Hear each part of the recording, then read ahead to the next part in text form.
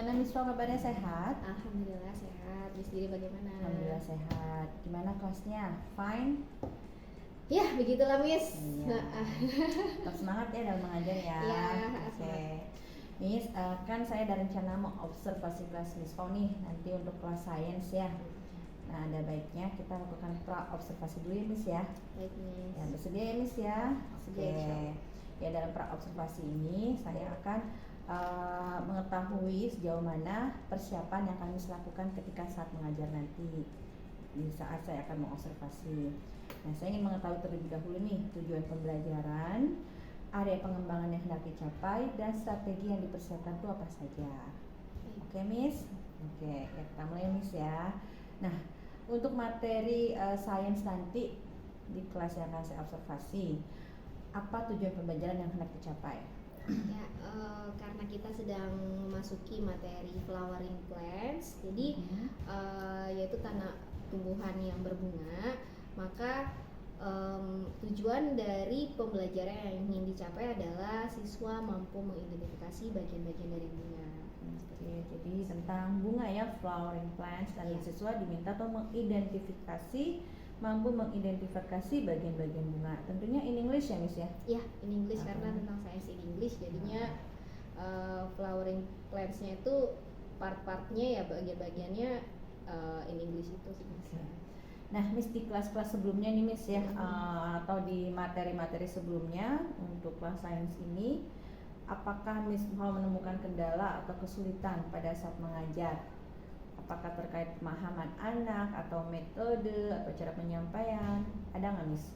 Tentunya pasti banyak dan ada lah ya Miss ya yang namanya masalah ya, terutama karena ini in English, jadi ya salah satu tantangannya adalah bagaimana kita bisa memahamkan murid-murid mengenai materinya, substansinya atau tujuan pembelajaran yang dicapai, dan bagaimana mereka menguasai juga dalam bahasa Inggris itu gitu. Misalnya contohnya di materi sebelumnya itu tentang perkecambahan gitu. Terus juga dikaitkan dengan pertumbuhan. Jadi di situ anak-anak perlu bisa membedakan apa sih yang faktor-faktor yang mempengaruhi perkecambahan, apa sih faktor-faktor yang mempengaruhi pertumbuhan.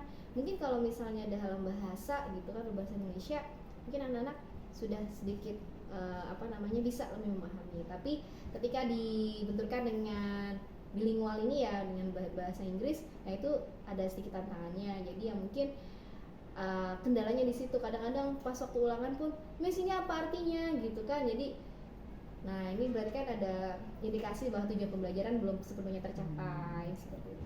Jadi ada tantangannya di segi bahasa ya Miss ya. Jadi harus di bahasa Inggriskan konsep tersebut. Nah, untuk mencapai itu berarti apa nih kira-kira pengembangannya nih supaya anak-anak secara konsep juga paham, mampu mengidentifikasikan baik dalam bahasa Indonesia dan bahasa Inggris. Nah, kira-kira pengembangan yang akan dilakukan itu apa Miss? Mungkin sebelum-sebelumnya saya lebih cenderung kayak hanya menyampaikan materi di slide gitu sih Miss ya. Jadi kayak yang anak-anak mengamati tapi hanya dengan media infus atau di layar gitu ya. Tapi yang namanya anak-anak kan fokusnya kurang ini ya. Kalau misalnya walaupun kita sudah menyiapkan media seperti itu pun, nampaknya anak-anak fokusnya juga masih cenderung lebih suka terdistract gitu ya Miss ya.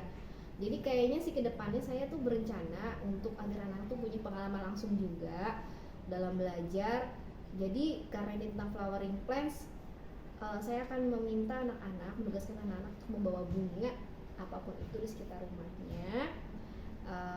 Lalu anak-anak mengamati itu secara langsung. Harapannya anak-anak bisa selain konsepnya paham. Nah di situ ada penugasan, misalnya sebutkan bagian-bagian bunga dari bunga yang mereka bawa gitu dari rumah. Jadi nanti disampaikan dulu nih bahasa-bahasanya. Mungkin anak-anak di tema ya mungkin sudah mendapatkan tuh bagian-bagian dari bunga, entah jantan atau betina gitu kan, dalam bahasa Indonesia gitu. Nah nanti kita juga memberikan materi dulu, atau anak-anak juga bisa lihat dari buku apa sih istilah-istilah dalam sainsnya di bahasa Inggris seperti itu.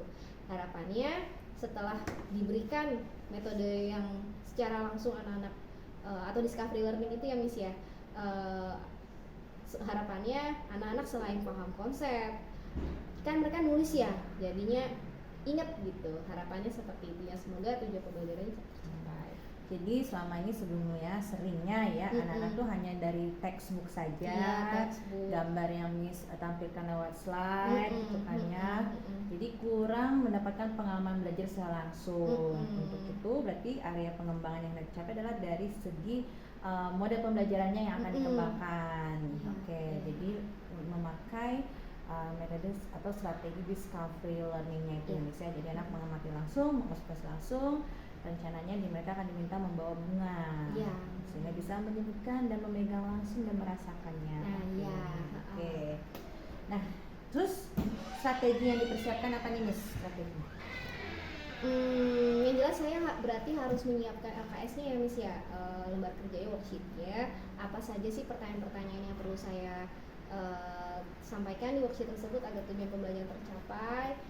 Terus juga ini kan discovery learning ya, cenderung untuk membutuhkan waktu yang mungkin lama kalau kita tidak mempersiapkannya dengan baik seperti itu. Jadi membutuhkan strateginya adalah ya kita prosedur atau langkah-langkah yang kita lakukan itu kayaknya perlu dirincikan dengan baik gitu ya dalam RPP seperti itu sih. Jadi persiapannya dalam RPP itu prosedur-prosedurnya atau step-stepnya dalam mengajar itu lebih dirinci dan lebih matang gitu ya. Dan juga menyiapkan LKS-nya supaya anak ada lembar pengamatan dari apa yang mereka lakukan. Oke nih, semoga pembelajaran nanti berjalan dengan sukses dan lancar sesuai dengan apa yang diharapkan. Anak-anak bisa lebih memahami dan bisa mencapai tujuan belajar yang hendak dicapai. Oke, sampai ketemu nanti di kelas. Makasih Miss Pak. Sama-sama Miss. Demikianlah perbincangan kami dalam pra-observasi.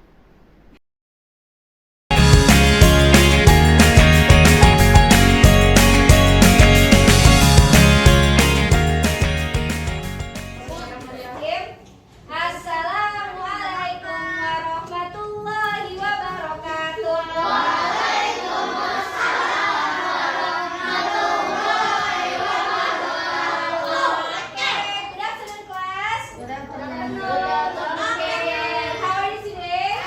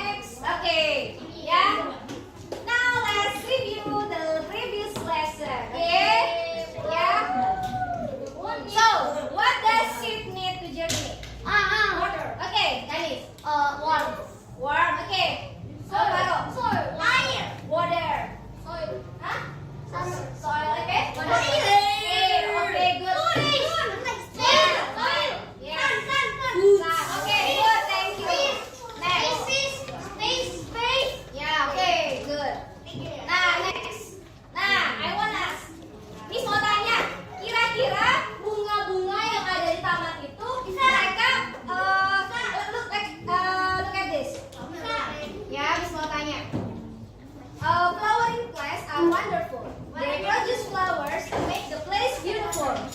Nah, gimana kira-kira bunga itu dia apa sih? Kenapa ada bunga? Kenapa ada bunga? Karena kangen. Maksudnya biar dia disukain atau gimana? Oke, Danis kenapa? For pollinators to come To attract ya. Oh, jadi tujuannya untuk menarik hewan, bukan buat seneng-seneng aja biar indah gitu, bukan? Buat apa? to attract pollinator to pollinate the flower. Oke, very good. Yes, thank you. Ya, jadi betul ya apa yang dikatakan Danis. Jadi bunga itu berbunga bukan untuk apa? Bukan untuk Senang-senang. menyenangkan, membuat kita senang, tapi untuk pollinator. Buat apa? Mereka tujuannya untuk apa? For pollination. For pollination, penyerbukan yang nantinya akan jadi ada apa? Bunga. Bunga. Itu namanya apa? Reproduction. Reproduction atau berkembang. Iya. Oke, very good. Ya. Oke, Elza, why do plants produce flowers? Ya, tadi sih ya udah jelasin sama Danis ya, berarti ya. Ya. Nah, ini. Ya, oke. Nah, this is the reproduction of flowering plants ya. Nah, pollination. Apa itu pollination? Penyerbukan. Nah, ini jadi jago-jago nih ya. Nah, ini ya apa? Fertilization. Very good ya. Next. Pembentukan di Nah, ya. Production ya. Oke. Ya, Aisyah. Then seed dispersal and germination. Okay, so part of flower there are two part. There are female part and male. Very good. Ada yang bagian jantan, ada yang betina. Bagus, oke. Yang bagian jantan ada apa aja? Jantan. Stamen. Oke, good. Filamen. Ya, bagian apa? Jantan. Yang bisa dimana jantan? Style. Enter. Jantan. Pollen grain. Kalau sampel semua bunga itu dia bukan jantan atau betina ya. Ya. Oke. Apa aja ulang lagi coba yang bagian jantan ada apa saja? Stamen. Pollen grain. Ya. Udah ya. Sekarang yang betina ada apa aja?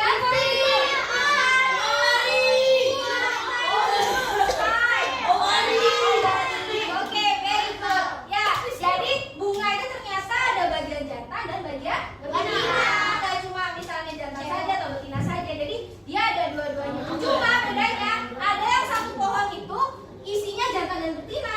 Tapi ada juga yang kayak pohon jagung. Pohon jagung itu kalian tahu nggak? Kayak pohon jagung yang kita makan, buah jagung yang kita makan, itu bagian betinanya. Ya, di bawah. ya, nah yang jantannya di atas kaki. Ya, jadi dalam satu pohon ada jantan dan ada betina. Kalau bunga sepatu dalam satu bunga ada jantan dan betina langsung dalam satu bunga, ya. Oke, ya. Filamen itu apa namanya? Tangkai benang sari. Oke, any question? No. Nah, yang tadi udah Elia tanya bahasa Indonesianya filamen apa? Jadi ada tangkai benang sari, ada juga namanya tangkai putik. Tangkai putik itu berarti apa? Style, ya kan? Kalau filamen tangkai benang sari. Ya, oke, very good. Dan ya, Miss akan bagikan ini ya lembar untuk mengisi menggambar. Jadi kalian nanti menggambar bunga ya, bunga yang kalian bawa untuk nanti kalian gambar dan nanti tolong dikasih apa label ya.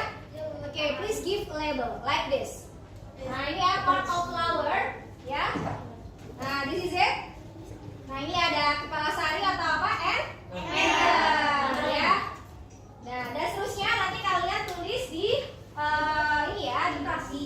Ya, di worksheetnya ya, kalian nanti tulis di worksheetnya. Oke.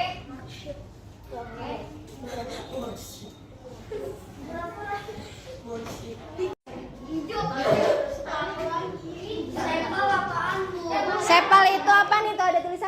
Sepo apa tuh? Kelopak. Ya. Apa tuh? Lily. Apa? Rose. Apalagi apa? Tanya apa? Ini kan dana kecil, boleh nggak saya bikin dana jadi Boleh bebas. Ini bagus banget gambar kamu, Reril. Kamu kayak punya bakat melukis ya. Bagus kok. Ih, pada talented semua ya. Ya, up to you lah, whatever. Oke, bagaimana, sudah selesai? Sudah. Oke, sebelum kita sudahi, Miss mau review. Ada yang mau angkat tangan mau bagi review? Oke, Danis please review materinya. Please, terima kasih. Oke, gimana? kita belajar tentang Bunga itu? Oke, Lauder please. bagian dari bunga. Ada apa aja bunganya? Ada female and male. Oke, good. Oke, the part of female? Itu Oke, stigma, ovary dan Oke, good. And the male part? stamen, Uh-huh. filament, Oke, very good. Oke, give applause for Danis.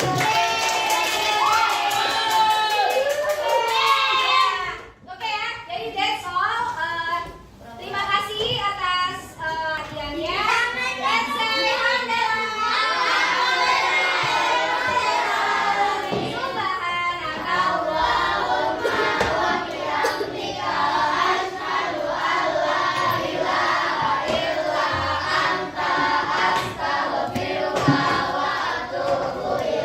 Oke,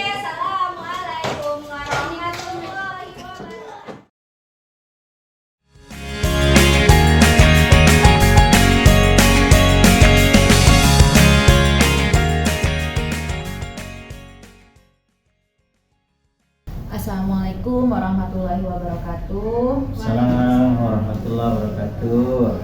Selamat datang Pak Haji Sutoyo, PT saya dari CPT Angkatan 7 Kota Bekasi yang telah berkenan datang ke sekolah kami ini di SD Islam Al Azhar Lotu 3 Jatikramat dalam rangka pengamatan pasca observasi atau supervisi untuk pemenuhan tugas dari 2.3 ya Pak Haji ya. Oke, dan juga untuk nanti tugas aksi nyatanya. Dan juga terima kasih kepada rekan saya ini, Miss Fauzia, perkenalkan beliau adalah guru Science in English di sekolah kami, mengajar kelas 5 dan 6.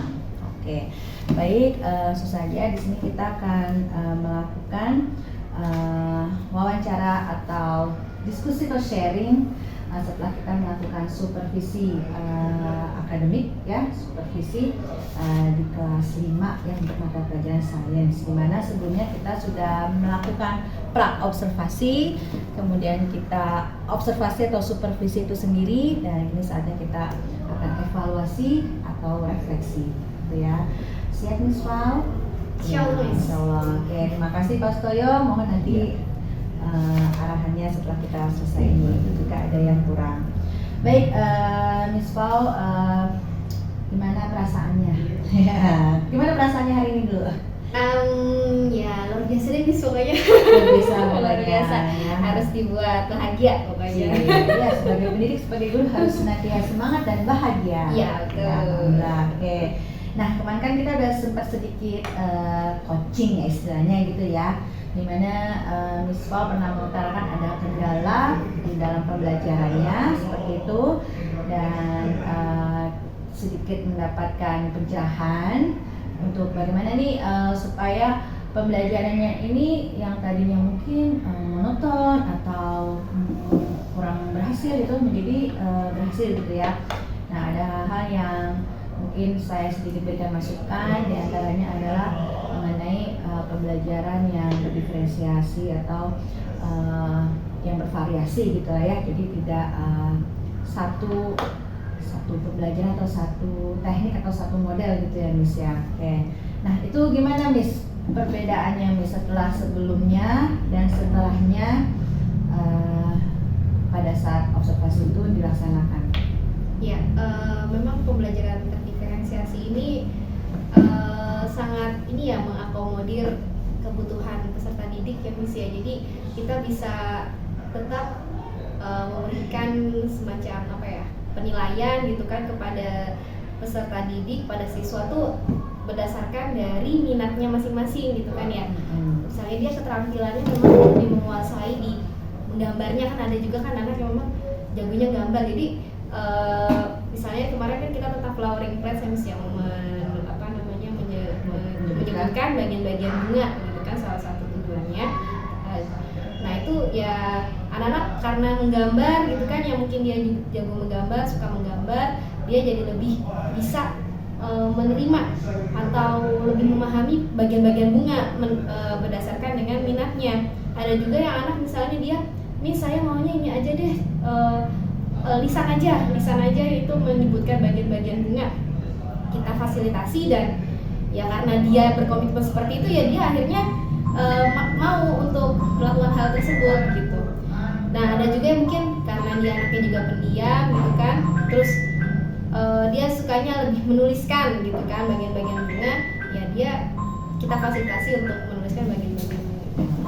Baik.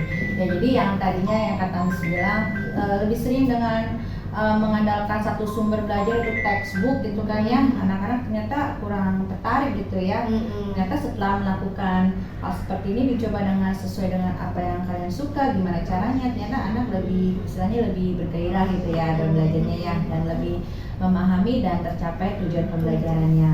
Oke, luar biasa Miss, hebat Miss ya. Belajar Miss. Nah Miss, dari kemarin pada saat pelaksanaan itu menemukan kendala nggak sih Miss itu ya? Ada kendala nggak yang ditemukan? Ya mungkin ini ya Miss ya, alokasi waktunya ya. Jadi kita memang harus matang sih ya, karena itu kan kita memfasilitasi murid-murid untuk apa ya, kita mendiferensiasi pembelajaran gitu. Jadi kalau misalnya nggak mateng gitu kan langkah-langkahnya gitu kan, ya waktunya sih agak habis, karena kita yaitu misalnya tiga orang anak dengan tiga tipe pembelajaran tersebut misalnya ya kita akomodir. Terus ya kita memang harus siap sih sebagai gurunya, sebagai di sini berarti kan kita sebagai fasilitator ya, memang harus lebih siap gitu. Jadi ya mungkin di situ sih Miss, dan berarti ya kita harus memang konsekuensinya kita harus ekstra sebelum pembelajaran gitu. Oke, jadi karena memang dibatasi waktu ya guru bidang studi ya, karena di sini jumlah pelajarannya cukup banyak gitu ya di kelas itu kan ya, dan sudah ada plotting waktunya. Padahal sebenarnya kalau bisa lebih lama itu lebih luasa kayak Miss ya. Jadi karena terbentur oleh batasan waktu, di jam berikutnya sudah ada pelajaran yang lainnya ya, jadi situ kendalanya. Jadi tapi insya Allah nanti Miss udah bisa tahu ya tekniknya atau langkahnya apa gitu ya. Jadi lebih gimana lagi nih, oh kita siasati waktunya, langkah-langkahnya lebih dipersiapkan lagi gitu. Oke. Nah untuk berikutnya Miss nih, ya seperti tadi ada kendala udah tahu, berarti udah jelas gitu ya pengembangannya, programnya mau seperti apa nanti ya. Mungkin dalam RPP-nya itu lebih dirinci lagi seperti itu untuk semuanya. Nah, ada lagi nggak Miss nih yang nanti mau dikembangkan lagi nih setelah mengetahui tentang pembelajaran berdiferensiasi ini? Apa ya Miss ya? Ya pokoknya sementara ini sih saya masih ya itu saya sih sepakat gitu, maksudnya sangat welcome banget gitu ada ilmu baru gitu kan terkait pembelajaran diferensiasi, di mana kita bisa gitu mengakomodir anak yang memang dia memang anaknya nggak terlalu suka nulis gitu atau apa, tapi padahal dia bisa gitu kan ya. Mungkin cuma sebenarnya bingung sih Miss, nanti alat ukurnya itu kan berarti beda-beda tuh ya, apa bisa diseragamkan atau gimana? Penilaiannya. Penilaiannya iya. Untuk penilaiannya sih sebenarnya bisa, diferensiasi kan hanya prosesnya saja ya, proses pembelajarannya gitu ya. Tapi untuk alat ukur bukan berarti nanti dibedakan anak yang low itu soalnya harus rendah gitu kan, anak yang jadi sama aja tetap ya. Mungkin nanti ya ada porsinya lah atau caranya, atau ya kita akan lebih banyak stimulusnya di soal itu atau di gambar dan penilaian itu gitu, atau lebih banyak ketika melakukan penilaian dengan pertanyaan-pertanyaan yang terbuka gitu, bukan yang tertutup gitu, lebih kepada anak bisa menjelaskan dan sebagainya. Iya, kalau terbuka sih mungkin masih atau penilaiannya lebih banyak nanti bentuk kreativitasnya mereka itu yang kita lihat prosesnya gitu. Prosesnya, jadi lebih di proses ya. Iya. Oke, Kita itu ada pertanyaan terbuka itu ya. Iya, jadi yang terpenting di sini adalah bukan melihat hasil hasil akhirnya, tapi prosesnya dari anak belajar itu sendiri. Oke, Miss Val, kalau dari anak muridnya sendiri gimana nih kesan yang dilakukan pembelajaran seperti itu? Ya memang sih sedikit agak ya namanya anak ya seneng ya Miss ya, cuma memang agak jadi sedikit lebih rame sih Miss, karena kan kita mau fasilitasi yang terutama yang penulisan gitu kan. Cuma ya karena itu emang maunya mereka, jadi mereka berkomitmen gitu untuk mengikuti pembelajaran dengan baik karena itu sesuai dengan komitmen mereka masing-masing gitu. Berarti aktif ya nih Iya, anak-anaknya, belajar aktif jadinya. Iya, oke. Miss Val, makasih banyak ya. Semoga Miss Val tetap semangat dan terus mengembangkan kelasnya, proses pembelajarannya, anak-anak menjadi lebih antusias semangat belajarnya. Gitu juga Miss Val termotivasi terus untuk bisa belajar. Oke, itu saja dari saya. Terima kasih banyak sekali lagi. Kita juga saling sharing. Saya juga belajar juga dari Miss Val ya. Kita sama-sama belajar ya. Demikianlah sesi wawancara kita pasca observasi. Demikian, terima kasih. Wassalamualaikum warahmatullahi wabarakatuh. Assalamualaikum warahmatullahi wabarakatuh.